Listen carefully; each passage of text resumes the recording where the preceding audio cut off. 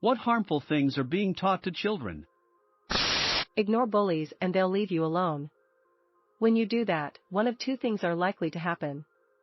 Either they'll mess with you more or they'll move to someone else and bully them. If you stand up to bullies, they back down. The earlier in life you put these people in their place, the less likely they'll develop their bad behavior as a lifelong practice. Going too far on the find your dream job, and it'll never feel like work stuff. Really messed me up when I wasn't excited about uni assignments and thought I had to change degrees. Teaching kids not to question things just because someone is older or allegedly wiser is one of the most frustrating things that I see on a daily basis. How is a child supposed to ever develop any individual and nuanced ideas if they can't think for themselves? Being wrong is bad. That's why many people don't change their mind when they were given trustable sources. They don't want to be wrong. Being discouraged to speak up about illnesses because it makes them weird/something's wrong with them. They talk about you need therapy, which isn't a bad concept and you probably do need it, but they picture it in such a bad light. If he's mean to you, he likes you. It just teaches little girls, mostly girls, to expect violence from people who love them. No is a bad word. It's a strong word but not a bad one. Nobody cares about children/teens issues. Well, it's only going to get worse from here. You think school is hard? Have you ever paid a fucking bill? You're just a kid, you can't feel this way. It breeds an emotional disconnect from parents and their kids. And makes kids feel alone in their emotional struggles, that nobody cares, because they're not adults, and they don't have adult problems. There was this one time my sister's Spanish teacher told her off for using vocabulary outside the sheet she'd been given for homework. Their task was to write a short essay introducing themselves in Spanish and use some simple adjectives. She asked me for help, and since I'm quite a bit older than her and know a decent amount of Spanish, I have her a few interesting adjectives and verbs to use instead of dumb stuff like nice and kind or whatever. She comes back after school close to tears and tells me she got scolded for using vocab that wasn't on the sheet. SMH teachers are supposed to encourage learning, not hinder it, right? Edit. Wow, I didn't expect this to blow up. LMAO. Just to clarify, I wasn't helping my sister cheat face with tears of joy. I just gave her a couple of more interesting words than bland ones like nice and fun. You get me? If not, that's cool too. LMAO. Basically all those shit social media influencers that teach young people that it's all about money and brand names. Probably not harmful, but in kindergarten we were prohibited from playing soccer because it was too dangerous. We were kindergartners. We probably would stand there and kick the ball, not go full on FIFA or shit. Edit. What the fuck? Thanks for the upvotes, guys. Kids are starting social media so early these days, and I think that's very dangerous because it puts a lot of pressure on the kid to attribute their worth to their social media success.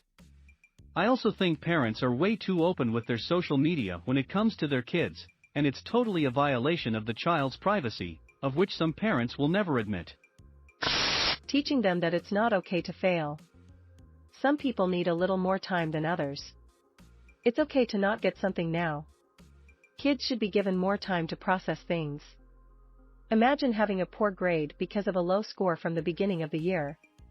How can we show children that it's not pass or fail, it's try and improve? To repress their emotions. It will only cause them to bottle them up and accumulate them to the point of exploding in an instant. I think what we're not taught is more harmful. For example, the fact that we never learn, at least in my country, how to fact-check things. That failure is bad. Failing should not be considered as an obstacle, but a step in the learning process. Demonizing the failure and stigma associated with it makes many children lose their interest once they fail. No backtalk. Many adults use it as you're not allowed to challenge what I have to say. Makes sense if it's a cranky toddler being negative for negativity's sake, but suddenly older children can't question things or raise valid points of their own. That complaining is the same as not being grateful. Can't count the number of times growing up when adults basically told me to shut up whenever I was complaining about something, and that I should be grateful that I was born where I was. Like, sure, I'm glad I wasn't born into some starving African family, but that doesn't mean everything is perfect over here, and that we shouldn't try to improve things here as well. You do not have to play with everyone. There is a total lack of social accountability. If Laura is always cheating at tag, it's okay to not let her play. If little Billy throws sand in the sandbox, little Timmy does not have to play with him. Laura and Billy need to learn how to play appropriately. You show me respect first because I'm an adult and have authority, then I choose whether I should show you respect no other way. How to internalize stress and implode as teens and adults. That they shouldn't question an adult. Making children hug or kiss someone, usually a relative, that they are uncomfortable with is not good. The child may just be grumpy and or not wanting to show affection, or their warning bell sensors could be going off and they do not know how to communicate that. Plus, forcing them to hug/kiss sends mixed messages about personal/physical boundaries and affection itself. Happened to my son in middle school. A kid sucker punched my son. My son then fought back and pinned the kid against the wall. He has long arms, and punched him a few times. The school called me and my wife and told us our son was suspended.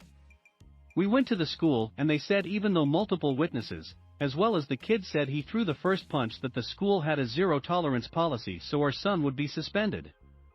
We asked what the school believed our son should have done, and they said he should just walk away. We told them that he would not be receiving any punishment at home, and that the policy was fucked up. She's younger than you, just let it go. Can't you be more compassionate? You're the older one here in this situation. She's a little child, she doesn't know any better. Absolutely hate this information that was drilled into me since I was a kid. Edit. I think children under the age of 3 are an exception to this though. I was referring to the 5 to 12-year-olds who could get away with stuff because they were younger.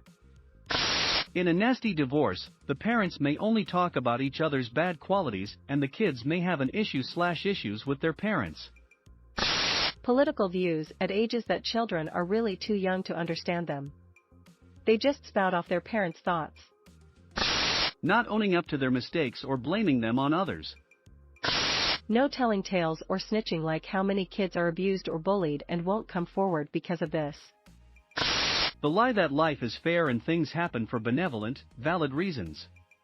Then we let them get burned and figure it out themselves.